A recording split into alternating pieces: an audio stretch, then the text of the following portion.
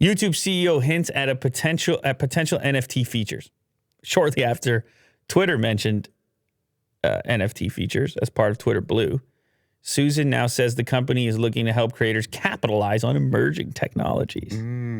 Yeah, she saw the Nelk video. Yeah, She it's saw like we're missing out. the meta card. She's like, wait a second. She's like, was that $30 million? Because we think other creators should also be cashing in and using our platform in order to do so. Forget about memberships and premium NFT ships. We're always focused on expanding the YouTube ecosystem to help creators capitalize on emerging technologies, including things like NFTs, while continuing to strengthen and enhance the experiences creators and fans have on YouTube. Well, if you think about it, you can get special badges currently as a member of a particular channel. Now, if that could be an NFT of sorts, that you could also, maybe that badge could go with you elsewhere as a member, much like that meta card that you're the best Nelk fan, or you're the best Mr. Beast fan, or whatever it happens to be. The detail was part of how do we say that last name? Wojcicki?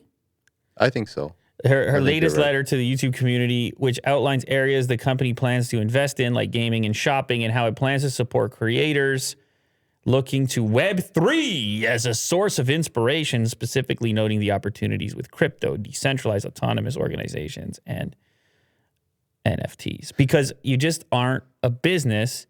You're just not a web company in 2022 unless you are looking at Web3 and moving towards Web3.